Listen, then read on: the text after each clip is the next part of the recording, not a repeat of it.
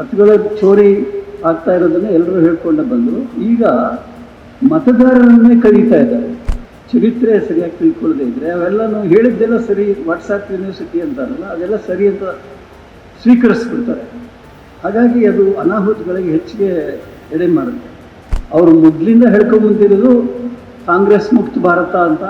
ಅದ್ರ ಜೊತೆಗೆ ಎಲ್ಲ ಪಕ್ಷಗಳು ನಾಶ ಆಗುವಾಗೆ ತಮ್ಮ ಕಾನೂನುಗಳನ್ನು ಮಾಡಿಕೊಂಡು ಏಕಚಕ್ರಾಧಿಪತ್ಯವನ್ನು ಸ್ಥಾಪನೆ ಮಾಡೋದು ಅವರ ಉದ್ದೇಶ ಅಂತ ಕಾಣಿಸುತ್ತೆ. ಶಿಕ್ಷಣ ಕೊಡೋದಕ್ಕೂ ಲೂಟಿ ಹೊಡಿತಾ ಇದ್ದಾರೆ, ದೇವಸ್ಥಾನ ಕಟ್ಟೋದಕ್ಕೂ ಲೂಟಿ ಹೊಡಿತಾರೆ. ಇಲ್ಲಿ ನೈತಿಕತೆ ಅನ್ನೋದು ಆಬ್ಸೆಂಟ್, ಟೋಟಲ್ ಆಬ್ಸೆಂಟ್ ಆಗಿದೆ. ಕಳೆದ 10 ವರ್ಷದಿಂದ ಯಾವುದೂ ಸಂವಿಧಾನಬದ್ಧವಾಗಿ ನಡೀತಾ ಇಲ್ಲ ಅನ್ನೋದು ಗೊತ್ತಿರೋ ವಿಷಯ. ನಮಗೆ ಕಾನೂನುಬದ್ಧವಾಗಿ ನಡೀತಾ ಇಲ್ಲ ಅನ್ನೋದು ತಿಳಿದದ್ದೇ ಇದೆ. ಇದ್ರ ಉದ್ದೇಶ ಏನಪ್ಪ ಅಂತಂದರೆ ಮೂಲತಃ ದಲಿತರನ್ನು ಮತ್ತು ಮುಸ್ಲಿಮರನ್ನು ಆದಷ್ಟು ಹೊರಗಡೆ ಇಡೋದು. ಇದರಲ್ಲೇ ಮೊದಲನೇ ಹುನ್ನಾರ ಇದು. ಸೊ ಹಾಗಾಗಿ ಇವರು ಮಾಡ್ಕೊಂಡು ಬಂದಿದ್ದೆಲ್ಲ ನಾವು ನೋಡಿರೋ ಪ್ರಕಾರ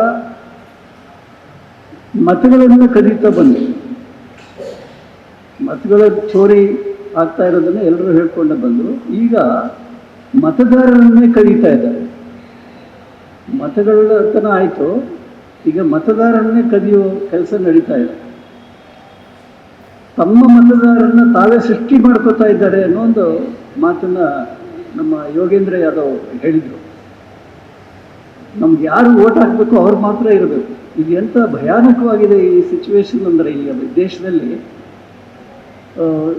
ಇದು ಎಲ್ಲಿಗೆ ಹೋಗುತ್ತೆ ಅನ್ನೋದು ಹೇಳೋಕ್ಕಾಗಲ್ಲ. ಮೂಲಭೂತವಾಗಿ ಪ್ರಜಾಪ್ರಭುತ್ವಕ್ಕೆ ಏಟು ಬಿಡುವಂಥ ಒಂದು ಪ್ರಕ್ರಿಯೆ. ಅವರ ಕಾರ್ಯಸೂಚಿ ಏನಿದೆ, RSSನವರು ಅಥವಾ BJPಯವರ ಕಾರ್ಯಸೂಚಿ ಏನಿದೆ, ಅದಕ್ಕೆ ತಕ್ಕ ಹಾಗೆ ಕಾನೂನನ್ನು ರೂಪಿಸ್ಕೊಂಡು ಬರ್ತಾ ಇದ್ದಾರೆ. ದುರದೃಷ್ಟವಶಾತ್ತಂದರೆ ಅವ್ರು ಮಾಡಿದ ಕಾನೂನುಗಳಿಗೆಲ್ಲ ಸುಪ್ರೀಂ ಕೋರ್ಟು ತನ್ನ ಸಮ್ಮತಿಯನ್ನು ಸೂಚಿಸ್ತಾ ಇದೆ. ಆಗಲೇ ಬಹಳಷ್ಟು ಜನ ಮಾತಾಡಿದ್ರು. ಎಂಥ ದುರಂತ ಅಂದರೆ ಇದು. ಬಿಹಾರ್ನಲ್ಲಿ ಮೊದಲನೇ ಎಲೆಕ್ಷನ್ ಆದಾಗ ಅದನ್ನು ಪ್ರಶ್ನಿಸಿ ಸುಪ್ರೀಂ ಕೋರ್ಟ್ಗೆ ಹೋದರೆ ಅವರು ಕೊಟ್ಟಂಥ ತೀರ್ಪು ಈಗ ಎಲ್ಲರಿಗೂ ಗೊತ್ತೇ ಇದೆ. ಸಂವಿಧಾನ ವಿರೋಧವಾಗಿ ಒಂದು ನ್ಯಾಯಾಂಗದ ಅತ್ಯುತ್ತಮ ವ್ಯವಸ್ಥೆ ಅಂತ ಏನಿದೆ ಅದು ನಮಗೆ ವಿರುದ್ಧವಾಗಿ ಕೊಡುತ್ತೆ ಅಂತಂದರೆ ಇದನ್ನು ಹೇಗೆ ತಿಳ್ಕೋಬೇಕು ಅನ್ನೋದು ಗೊತ್ತಾಗಲ್ಲ. ಇದೊಂದು ದೊಡ್ಡ ವಿಪರ್ಯಾಸ ಅಂತ ಅನಿಸುತ್ತೆ. ಸಾಮಾನ್ಯವಾಗಿ IR ಅಂತ ಏನು ಮಾಡ್ಕೊಂಡ್ಬಂದಿದ್ದಾರೆ ಇದುವರೆಗೆ, ಅದೆಲ್ಲರೂ ಮೃತದಾರರು, ಸತ್ತು ಹೋಗಿರೋರು, ಹಲವು ಕಡೆ ಹೆಸರಿರೋರು, ಉದ್ಯೋಗ ಇನ್ನಿತರೆ ಕಾರಣಗಳಿಂದ ಬೇರೆ ಕಡೆ ಹೋಗಿ ವಿಳಾಸ ಬದಲಿಸಿರೋರು, ಇಂಥವ್ರು ಮಾಡಿದರೆ ಯಾರದು ತಪ್ಪಿ ಯಾರು ಬೇಡ ಅನ್ನಲ್ಲ. ಆದರೆ ಈಗ ಆಗಿರುವ 10 ರಾಜ್ಯಗಳು 3 ಕೇಂದ್ರಾಡಳಿತ ಪ್ರದೇಶಗಳಲ್ಲಿ ಸುಮಾರು 6 ಕೋಟಿ ಮತದಾರರನ್ನ ತೆಗೆದುಹಾಕಿದ್ದಾರೆ. 6 ಕೋಟಿ ಜನ. ಅದರಲ್ಲಿ ಈಗೆಲ್ಲರೂ ಹೇಳಿದಾಗೆ ಹೆಚ್ಚಿನವರು ಮುಸ್ಲಿಮರು ಮತ್ತು ದಲಿತರು. ಇದು ಯಾವ ನ್ಯಾಯ? ಸೊ ಇದಕ್ಕೆ ಪರಿಹಾರ ಕಂಡುಕೊಳ್ಬೇಕಾಗಿದ್ರೆ ನಾವೇನು ಮಾಡಬೇಕು ಅಂತ ಆಗಲೇ ಇಲ್ಲಿನ ಗೆಳೆಯರೆಲ್ಲ ಸುಮಾರು ಪರಿಹಾರ ಮಾರ್ಗಗಳನ್ನು ಸೂಚಿಸಿದ್ದಾರೆ. ಅದರ ಪ್ರಕಾರ ನಾವು ಕಾರ್ಯೋನ್ಮುಖರಾಗಬೇಕಾಗಿದೆ ಅಂತ ನನಗನ್ನಿಸ್ತದೆ. ಇದ್ರ ಜೊತೆಗೆ ಪಶ್ಚಿಮ ಬಂಗಾಳದಲ್ಲಿ ಮಾಡಿದ ಹೊಸ ಪ್ರಯೋಗ ಇದೆಯಲ್ಲ, ಇದು ಬಹಳ ಆತಂಕಕಾರಿಯಾದದ್ದು. ಯಾಕೆ ಅಂದರೆ ಆ ಪಕ್ಷಕ್ಕೆ ಶತಾಯಗತಾಯ ಗೆಲ್ಲಬೇಕಾಗಿತ್ತು. ಅದಕ್ಕೋಸ್ಕರ ಪ್ರತಿದಿನ ಹೊಸದೇನೋ ಯೋಚನೆ ಮಾಡ್ತಿರ್ತಾರೆ. ಬಿಹಾರದಲ್ಲಿ ಆಗದೆ ಇರೋದನ್ನು ಹೊಸದಾಗಿ ಒಂದು ಲಾಜಿಕಲ್ ಡಿಸ್ಕ್ರಿಪೆನ್ಸಿ ಅಂತ ತಂದರು, ತಾರ್ಕಿಕ ನ್ಯೂನತೆಗಳು ಅಂತಂದ್ಬಿಟ್ಟು ತಂದರು. ಅದರಲ್ಲಿ ಆಗಲೇ ಬಹಳ ವಿವರವಾಗಿ ಮಾತಾಡಿದ್ದಾರೆ. ಒಂದು 11 ಕಾರಣಗಳನ್ನು ಕೊಟ್ಟರು, 11 ಡಾಕ್ಯುಮೆಂಟ್ಸ್ನ ಕೊಡಬೇಕು ಅಂತ. ಅದರಲ್ಲಿ ನಮ್ಮಂಥ ದೇಶದಲ್ಲಿ, ಭಾರತದಂಥ ದೇಶದಲ್ಲಿ, ಹಳ್ಳಿಗಳ ನಾಡಿನಲ್ಲಿ ಎಷ್ಟು ಜನಕ್ಕೆ ಆ ಡಾಕ್ಯುಮೆಂಟ್ನ ಸೃಷ್ಟಿ ಮಾಡೋಕ್ಕೆ ಸಾಧ್ಯ ಅನ್ನೋದು ಎಲ್ಲರಿಗೂ ಗೊತ್ತಿದೆ. ಈಗ ಬಹಳ ಕಷ್ಟ ಇದೆ ಅದು. ಫರ್ಜಾನ್ ಅವ್ರು ಹೇಳಿದಾಗೆ 6 ಮಕ್ಕಳಿಗಿಂತ ಹೆಚ್ಚಿದ್ದರೆ ಅಂದರೆ ಇದು ಹಾಸ್ಯಾಸ್ಪದ ಅನಿಸಲ್ವ ಈ ಥರದ ಕಾರಣಗಳು. 100% ಶುದ್ಧ ಶ್ರೀಗಂಧ ಎಣ್ಣೆಯಿಂದ ತಯಾರಾಗಿದೆ. ಅಸಲಿ ಉತ್ತಮಿಕೆಯನ್ನು ಹೊಂದಿದೆ. ಮೈಸೂರ್ ಸ್ಯಾಂಡಲ್ ಸೋಪ್, ನನ್ನ ರಾಯಲ್ ಬ್ಯೂಟಿ ರಿಚುವಲ್. ಮತ್ತು 50 ವರ್ಷಗಳಿಂದ ತಂದೆ ಮಕ್ಕಳ ಅಂತರ ಇರಬಾರ್ದು ಅನ್ನೋದು ಒಂದು ಮಗುವಿಗೂ ಇನ್ನೊಂದು ಮಗುವಿಗೂ 9 ತಿಂಗಳ ಅಂತರ ಇರಕೂಡದು ಅಂದರೆ ಏನು ಅರ್ಥ ಇದು? ಅಂದರೆ ಪ್ರಿಮೆಚ್ಯೂರ್ ಡೆಲಿವರಿ ಆಗಲೇಬಾರ್ದ? ಇಂಥ ಬೇಕಾದಷ್ಟು ಕೇಸಸ್ಗಳು ಇರಲ್ವ, ಜನಕ್ಕೆ ಗೊತ್ತಿರಲ್ವ? ಇಂಥದನ್ನೆಲ್ಲ ಹಾಕಿ ಲಾಜಿಕಲ್ ಡಿಸ್ಕ್ರಿಪೆನ್ಸಿ ಅಂತ ಮಾಡ್ತಿರೋದು ಬಹಳ ಅನ್ಯಾಯ ಅಂತ ನನಗನ್ಸುತ್ತೆ. ಇದು ವಿರೋಧ ಪಕ್ಷಗಳನ್ನು ನಾಶಪಡಿಸುವ ಕೆಲಸ ಇದೆ. ಅವರು ಮೊದಲಿಂದ ಹೇಳ್ಕೊಂಬಂದಿರೋದು ಕಾಂಗ್ರೆಸ್ ಮುಕ್ತ ಭಾರತ ಅಂತ. ಅದ್ರ ಜೊತೆಗೆ ಎಲ್ಲ ಪಕ್ಷಗಳು ನಾಶ ಆಗುವಾಗೆ ತಮ್ಮ ಕಾನೂನುಗಳನ್ನು ಮಾಡಿಕೊಂಡು ಏಕಚಕ್ರಾಧಿಪತ್ಯವನ್ನು ಸ್ಥಾಪನೆ ಮಾಡೋದು ಅವರ ಉದ್ದೇಶ ಅಂತ ಕಾಣಿಸುತ್ತೆ.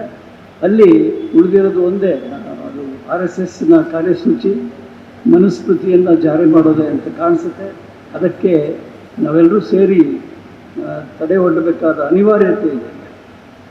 ಇತ್ತೀಚೆಗೆ ಒಂದು ಇಂಡಿಯಾ ಒಕ್ಕೂಟದ ಒಂದು ಸಭೆಯಲ್ಲಿ, ಐ ಥಿಂಕ್ 8ನೇ ತಾರೀಕು ಅನಿಸುತ್ತೆ, ಅಲ್ಲಿ ರಾಹುಲ್ ಗಾಂಧಿಯವರು ಒಂದು ಭಾಷಣ ಮಾಡಿದ್ರು ಒಕ್ಕೂಟದಲ್ಲಿ. ಅದು ಬಹಳ ವೈರಲ್ ಆಗಿದೆ, ತುಂಬ ಚೆನ್ನಾಗಿ ಮಾತಾಡಿದ್ದಾರೆ. ಸ್ಪಷ್ಟವಾಗಿ ಗೊತ್ತಿದೆ ಏನು ಹೇಳಿದ್ರು. ನನಗೆ ಒಂದು ಇಷ್ಟ ಆಗಿದ್ದೇನು ಅಂದರೆ, ಅವರು ಹೇಳಿದ್ರು ಈ ಮುಂದಿನ 29ರ ಎಲೆಕ್ಷನ್ನ ಈಗಾಗಲೇ ಗೆದ್ದಾಗಿದೆ ಅಂತ. ಮುಂದಿನ ಎಲೆಕ್ಷನ್ ಕೂಡ ಈಗ ಗೆದ್ದಾಗೋಗಿದೆ ಅಂತ ಹೇಳ್ತಾರೆ.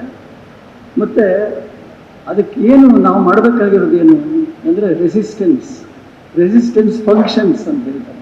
ಪ್ರತಿರೋಧ ಮಾಡಬೇಕು, ಅದೊಂದೇ ಉಳಿದಿರೋದು ನಮ್ಮ ಮಾರ್ಗ. ಸೊ ಎಷ್ಟು ಸ್ಪಷ್ಟವಾಗಿದೆ ಅವ್ರದ್ದು ಚಿಂತನೆ ಅಂದರೆ, ಬಹಳ ಮಾಡಿರೋದು ನೋಡಿ. ಅವ್ರಿಗೆ 10 ಮಿಲಿಯನ್ ಫಾಲೋವರ್ಸ್ ಇದ್ದಾರಂತೆ. ರಾಹುಲ್ ಗಾಂಧಿಗೆ 10 ಮಿಲಿಯನ್ ಫಾಲೋವರ್ಸ್ ಇನ್ ಎಕ್ಸ್. ಅದರಲ್ಲಿ ಬಹಳ ಜನ ನೋಡಿದಾಗ ಮಾಡಿಬಿಟ್ಟಿದ್ದಾರೆ. ಸೋಷಿಯಲ್ ಮೀಡಿಯಾನು ಕೂಡ ವಶಪಡಿಸ್ಕೊಂಡಿದ್ದಾರೆ ಅವರು. ರಾಹುಲ್ ಏನು ಮಾತಾಡ್ತಾರೆ ಅದು ಜನರಿಗೆ ತಲುಪಿದಾಗ ಮಾಡಿಬಿಟ್ಟಿದ್ದಾರೆ ಅಂತ ಅವರು ವಿಷಾದದಿಂದ ಹೇಳಿದರು. ಸೊ ಮೀಡಿಯಾ ಆಯಿತು, ಸೋಷಿಯಲ್ ಮೀಡಿಯಾ ಆಯಿತು, bureaucracy, intelligence agencies, election commission, legal system. ಅವರು ಒಂದು ಒಳ್ಳೆ ಮಾತು ಬಳಸಿದರು, the entire architecture is align together. This what Rahul used words. The entire architecture is align together to suit their design to win the elections. ಅವ್ರದ್ದು ಏನು ಇದಿಲ್ಲ, ಅವರ ನಿರೀಕ್ಷೆ ಏನು, ಉದ್ದೇಶ ಏನು ಅಂತಂದರೆ, ಎಂಥದೇ ಎಲೆಕ್ಷನ್ ಇರಲಿ, ಯಾವುದೇ ಸಂದರ್ಭ ಇರಲಿ, ಅದನ್ನು ಗೆಲ್ಲಬೇಕು, ಅದನ್ನು ಗೆದ್ದೇ ಗೆಲ್ಲಬೇಕು. ಅದು ಯಾವುದಾದ್ರೂ ಮಾರ್ಗ ಆದರೂ ಪರವಾಗಿಲ್ಲ, ಗೆಲ್ಲಬೇಕು. ಹಾಗಾಗಿ ಇಷ್ಟೆಲ್ಲ ಅನ್ಯಾಯಗಳನ್ನು ಸಂವಿಧಾನದ ಒಳಗಡೆನೇ ಹಿಂದೆನೇ ಮಾಡ್ತಾ ಇದ್ದಾರೆ. ಬಹುಶಃ ನನಗನ್ಸೋದು ಆವಾಗಲೇ ಒಬ್ಬರು ಹೇಳಿದರು, ಚೀಫ್ ಜಸ್ಟಿಸ್ ಆಫ್ ಇಂಡಿಯಾನ ಕಮಿಟಿಯಿಂದ ತೆಗೆದಿದ್ದೇ ಅಸಂವಿಧಾನಿಕ. ಫಸ್ಟ್ ಆಫ್ ಆಲ್ ಅಲ್ಲೇ ಜನ ಎಚ್ಚೆತ್ತುಕೊಂಡು ಒಂದು ಪ್ರತಿರೋಧವನ್ನು ವ್ಯಕ್ತಪಡಿಸಬೇಕಾಗಿತ್ತು. ಯಾಕೆಂದರೆ 3 ಅಂಗಗಳು ರೆಪ್ರೆಸೆಂಟ್ ಮಾಡಬೇಕಲ್ವಾ ಅಲ್ಲಿ. That's the election commission is A very important organ. ಅವರು ನಿರ್ಧರಿಸೋದು ಯಾವುದು, ಪ್ರಜಾಪ್ರಭುತ್ವವನ್ನು ನಿರ್ಧಾರ ಮಾಡೋದು, ಚುನಾವಣೆ. ಅದಕ್ಕೆ ಅದರಲ್ಲಿ ಇದ್ದ ಮೆಂಬರ್ನೇ ಒಬ್ಬರನ್ನು ತೆಗೆದರೆ ಸುಪ್ರೀಂ ಕೋರ್ಟ್ ಏನು ಮಾಡ್ತಾ ಇತ್ತು? ಸುಪ್ರೀಂ ಕೋರ್ಟ್ ಹೋಯ್ತಲ್ಲ, ಅವ್ರು ಯಾಕೆ ಒಪ್ಪಿಕೊಂಡ್ರು? ಏನು ಹೆದರಿಕೆನ, ಭಯನ? First of all supreme court failed in the first instance. ಅಲ್ಲೇ ಫೇಲ್ ಆಗಿದೆ ಅಂತ ಅನ್ಸುತ್ತೆ ನನಗೆ. ಅದು ಒಪ್ಕೋಬಾರ್ದಾಗಿತ್ತು. ಒಪ್ಕೊಂಡ್ಮೇಲೆ ನಂತರ ನಡೆದಿದ್ದು ಬಹಳ ಅನಾಹುತಕಾರಿಯಾಗಿದೆ. ಇದು ಹೀಗೆ ಮುಂದುವರಿಯುತ್ತೆ ಅಂತ ತಿಳ್ಕೊಬೇಡಿ. ನನಗೆ ಆಶಾವಾದ ಇದೆ. ಮೊನ್ನೆ ಹಂಗೇರಿಯಲ್ಲಿ ಒಂದು ಸರ್ಕಾರ ಬಂದಿದೆ. ಯುರೋಪಿನ ಒಂದು ದೇಶ ಅದು ಹಂಗೇರಿ. ಅದರಲ್ಲಿ ಒಬ್ಬ ವಿಕ್ಟರ್ ಆರ್ಬನ್ ಅನ್ನುವ ನಾಯಕ, ಅವನು 16 ವರ್ಷ ಅಲ್ಲಿ ಆಡಳಿತ ನಡೆಸ್ದ. ಅದನ್ನು ಹೋಗಿ ಆಶ್ಚರ್ಯ ಆಯ್ತು ನನಗೆ. ಈ ದೇಶದಲ್ಲಿ ಈಗ ಏನೆಲ್ಲ ಮಾಡಿದ್ದಾರೆ ಅವನು ಆಗಲೇ ಮಾಡಿಬಿಟ್ಟಿದ್ದ. 16 ವರ್ಷದಿಂದ ಅವನು ಮಾಡ್ಕೊಂಡು ಬಂದಿದ್ದ. ಏನಂದರೆ ಮೀಡಿಯಾ ಕೊಂಡ್ಕೊಳ್ಳೋದು, ಸೋಷಿಯಲ್ ಮೀಡಿಯಾನ ಮ್ಯಾನೇಜ್ ಮಾಡೋದು, ಚೀಫ್ ಎಲೆಕ್ಷನ್ ಕಮಿಷನ್ ತನ್ನ ಒಳಗಾಕೊಳ್ಳೋದು, ದಿಸ್ ಲೀಗಲ್ ಸಿಸ್ಟಮ್ ಕೂಡ ಮೆಂಡ್ ಮಾಡಿಬಿಟ್ಟಿದ್ದ. ಹೀಗಾಗಿ ಜನ ಎಲ್ಲ ಬೇಸತ್ತಿದ್ರು, ರೊಚ್ಚಿಗೆದ್ದಿದ್ರು. ಅದೊಂದು ಚಿಕ್ಕ ದೇಶ ಅದಕ್ಕೆ ಸಾಧ್ಯ ಆಯಿತು ಅಂತ ಕಾಣಿಸುತ್ತೆ ಬೇಗ. ಅದು ಈಗ ಎಲೆಕ್ಷನ್ ಹೋದರೆ ಅವರು 199ರಲ್ಲಿ 144 ಸೀಟ್ ಗೆದ್ದು ಬಂದವರು. It's A wonderful transformation in that country. ಆ ಥರದ್ದೊಂದು ಆಗಬೇಕು ಇಲ್ಲಿ ಅಂತ ನನ್ನ ಆಸೆ. ಅದು ಸಾಧ್ಯ ಆಗುತ್ತೋ ಇಷ್ಟೊಂದು ದೊಡ್ಡ ದೇಶದಲ್ಲಿ ಗೊತ್ತಾಗಲ್ಲ, ಆದರೂ ಆಗುತ್ತೆ ಅನ್ನೋ ಒಂದು ನಂಬಿಕೆ ಅಂತೂ ಇದೆ. ಸ್ಯಾಮ್ಯುಯಲ್ ಬೆಂಜಮಿನ್ ಹ್ಯಾರಿಸ್ ಅನ್ನೋ ಒಬ್ಬ ವಿಜ್ಞಾನಿ ಮತ್ತು ಲೇಖಕ ಅವನೊಂದು ಮಾತು ಹೇಳಿದ್ದೆ. ಅಮೆರಿಕದಲ್ಲಿ this is the republic of lies ಅಂತ ಹೇಳಿದ. ಅಂದರೆ ಸುಳ್ಳುಗಳ ಸಾಮ್ರಾಜ್ಯ ಇದೆ. ನಮ್ಮ ದೇಶದಲ್ಲಿ ಈಗ ಅದು ಇದೆ, ಸುಳ್ಳುಗಳ ಸಾಮ್ರಾಜ್ಯ. ಈ ಸೋಷಿಯಲ್ ಮೀಡಿಯಾ ಬಂದಮೇಲೆ ಬರೀ ಸುಳ್ಳುಗಳೇ ಬರ್ತಾ ಇವೆ.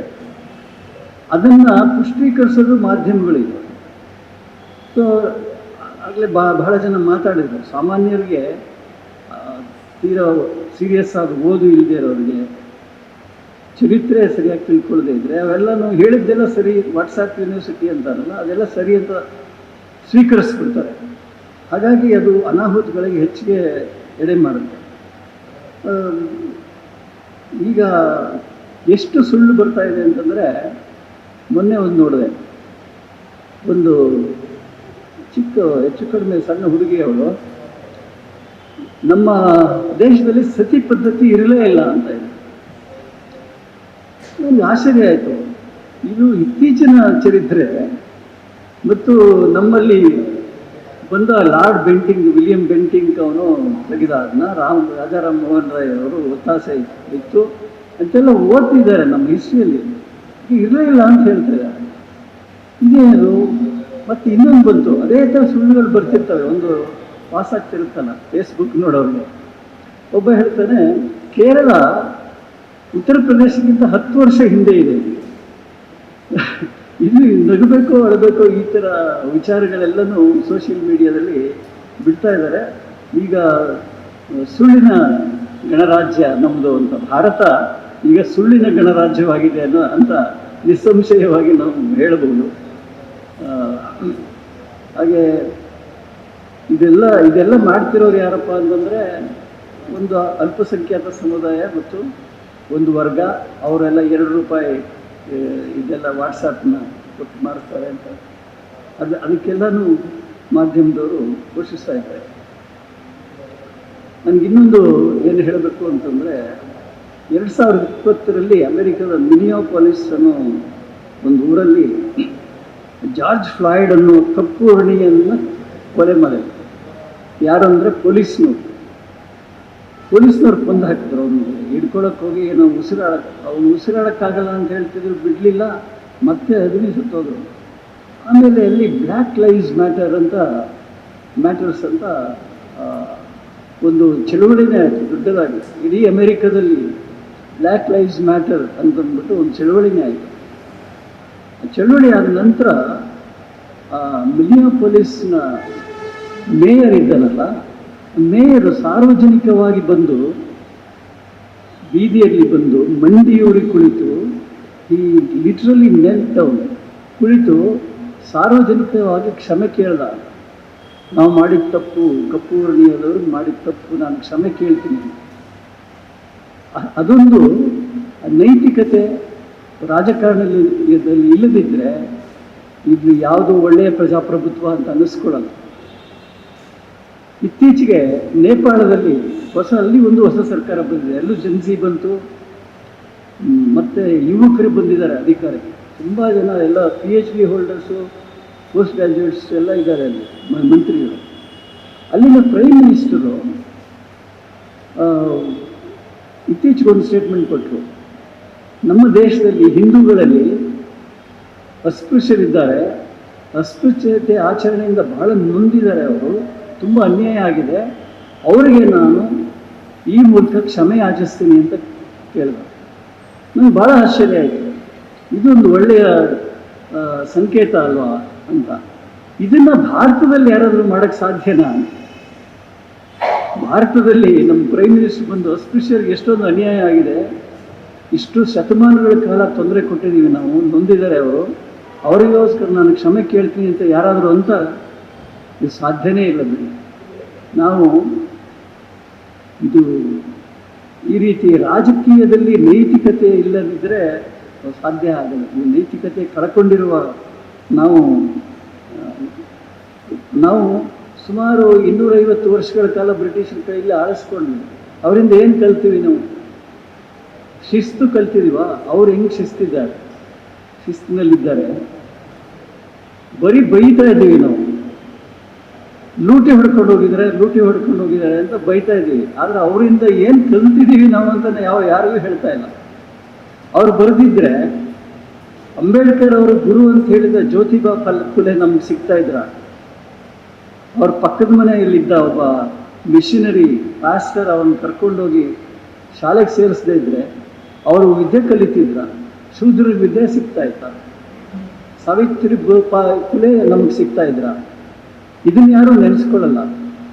ಅದು ಹೋಗಲಿ, ನಮ್ಮ ಪುರಾತತ್ವ ಇಲಾಖೆಯಿಂದ ಏನು ಕೆಲಸ ಮಾಡಿದ್ದಾರೆ, ಒಬ್ಬ ಅಲೆಕ್ಸಾಂಡರ್ ಕನ್ನಿಂಗ್ಹ್ಯಾಮ್ ಅಂತ ಒಬ್ಬ ಪುರಾತತ್ವ ಇಲಾಖೆಯ ಅಧಿಕಾರಿ ಸಾರಾನಾಥದಲ್ಲಿ ಸುಮ್ಮನೆ ತಿರುಗಾಡಿಕೊಂಡು ಆ ಗಿಡ ಮರ ಬಳ್ಳಿಗಳನ್ನೆಲ್ಲ ತಡವಿ ಆ ಸಾರಾನಾಥದ ಸ್ತೂಪವನ್ನು ಕಂಡಿಡಿದ್ನಲ್ಲ, ಅಶೋಕನನ್ನು ಕೊಟ್ಟನಲ್ಲ ಈ ದೇಶಕ್ಕೆ. ಇದೆಲ್ಲ ಸಾಮಾನ್ಯನ? ಬ್ರಿಟಿಷರು ನಮಗೆ ಕೊಟ್ಟಿದ್ದು ಸಾಮಾನ್ಯನ? ಇದು ಯಾರೂ ನೆನೆಸ್ಕೊಳ್ಳಲ್ಲ. ಲೂಟಿ ಹೊಡೆದ್ರೆ ಆ ಲೂಟಿ ಹೊಡೆದಿರೋದಕ್ಕಿಂತ ಹೆಚ್ಚಾಗಿ ಇಲ್ಲಿ ಲೂಟಿ ಹೊಡಿತಾ ಇದ್ದಾರೆ. ಇವಾಗ ಏನು ಲೂಟಿ ಶಿಕ್ಷಣ ಕೊಡೋದಕ್ಕೂ ಲೂಟಿ ಹೊಡಿತಾ ಇದ್ದಾರೆ, ದೇವಸ್ಥಾನ ಕಟ್ಟೋದಕ್ಕೂ ಲೂಟಿ ಹೊಡಿತಾರೆ. ಇಲ್ಲಿ ನೈತಿಕತೆ ಅನ್ನೋದು ಟೋಟಲ್ ಆಬ್ಸೆಂಟ್ ಆಗಿದೆ. ಅದರಿಂದ ನಮ್ಮ ಇದರಲ್ಲಿ ನಾವು ನೈತಿಕ ಪ್ರಜ್ಞೆಯನ್ನು ಬೆಳೆಸ್ಕೊಳ್ಳಲ್ಲ. ಈಗ ನೋಡಿ, ಇಂಗ್ಲೆಂಡ್ ವಿಷಯ ಹೇಳ್ತಾ ಇದ್ದೆ. ಅಲ್ಲಿ ಕೀರ್ ಸ್ಟಾರ್ಮರ್ ಅನ್ನೋ ಪ್ರಧಾನಮಂತ್ರಿ 2 ವರ್ಷ ಆಯಿತು, ಅವನು ಹ್ಯೂಜ್ ಮೆಜಾರಿಟಿಯಿಂದ ಗೆದ್ದು ಬಂದ. ಈಗ ರಾಜೀನಾಮೆ ಕೊಟ್ಟ. ಯಾಕೆ ಕೊಟ್ಟ? ಅಪೋಸಿಷನ್ ಅವರು ಯಾರೂ ಹೇಳಿಲ್ಲ, ಪ್ರತಿಪಕ್ಷದವರು ಯಾರೂ ಕೇಳಲಿಲ್ಲ ಅವನಿಗೆ. ತಮ್ಮ ಪಕ್ಷದವರೇ ನೀನು ಚೆನ್ನಾಗಿ ಕೆಲಸ ಮಾಡ್ತಾ ಇಲ್ಲ, ಇಳಿ ಅಂದರು, ಇಳಿದ ಅವನು. ಆ ರೀತಿ ನೈತಿಕತೆ ಇಲ್ಲಿ ಇದೆಯಾ ನಮ್ಮಲ್ಲಿ? ಇಲ್ಲಿ ಅಂಟ್ಕೊಂಡು ಕೂತ್ಬಿಡ್ತಾರೆ. ಒಂದ್ಸಲ ಒಂದು ಪಂಚಾಯತ್ ಮೆಂಬರ್ ಆದರೆ ಸಾಕು, ಅಲ್ಲಿಂದ ಮೇಲಕ್ಕೆ ಹೋಗೋಕ್ಕೆ ಜೀವನ ಪರ್ಯಂತ ಅದೇ ಪ್ರಯತ್ನ ರಾಜಕಾರಣದಲ್ಲಿ ಇರಬೇಕು. ಮತ್ತು ಹಣ್ಣು ಮೂಲಕ ಆಗಿ ವೀಲ್ ಚೇರಲ್ಲಿದ್ದರೂ ಅಧಿಕಾರ ಬೇಡ ಅಂತ ಹೇಳೋದು. ಆ ಮಟ್ಟದಲ್ಲಿ ನಮ್ಮ ಸಮಾಜ ಇದೆ. ಸೊ ಆ ನೈತಿಕ ಪ್ರಜ್ಞೆ ಇಲ್ಲದೆ ನಮ್ಮ ರಾಜಕೀಯ ಇನ್ನೂ ಅಧೋಗತಿಗೆ ಇಳಿಯುತ್ತೆ. ಈಗ ಸಮುದಾಯದಂಥ ಅನೇಕ ಸಂಘಟನೆಗಳು ಈ ಥರ ಎಚ್ಚರ ವಹಿಸಿ SIR ಅನ್ನೋದು ಸುಂದರ್ ಹೇಳಿದಾಗ ಇದು ನಮ್ಮ ಉಳಿವಿನ ಪ್ರಶ್ನೆ. ಪ್ರಜಾಪ್ರಭುತ್ವದ ಮೇಲೆ ನಡೆಯುವ ನೇರವಾದ ಹಲ್ಲೆ. ಇದನ್ನು ಉಳಿಸ್ಬೇಕಾದ್ರೆ ಇಂಥವು ಹೆಚ್ಚು ಅವೇರ್ನೆಸ್ ಮಾಡುವಂಥ ಘಟನೆಗಳು ಆಗಬೇಕು. ಇನ್ನೂ ಹೆಚ್ಚು ನಡೀಲಿ ಈ ಥರದ್ದು ಅಂಥೇಳಿ ನಿಮ್ಮೆಲ್ಲರಿಗೂ ವಂದಿಸಿ ನನ್ನ ಮಾತುಗಳನ್ನು ಮುಗಿಸ್ತೀನಿ. ನಮಸ್ಕಾರ. ಮತ್ತಷ್ಟು ವಿಶೇಷ ವಿಡಿಯೋಗಳನ್ನು ನೋಡಲು ಮತ್ತು ಹೊಸ ವಿಡಿಯೋಗಳ ಬಗ್ಗೆ ತಿಳಿಯಲು EDina.com ಯೂಟ್ಯೂಬ್ ಚಾನೆಲ್ ಸಬ್ಸ್ಕ್ರೈಬ್ ಮಾಡಿ ಮತ್ತು ಬೆಲ್ ಐಕಾನ್ ಕ್ಲಿಕ್ ಮಾಡಿ.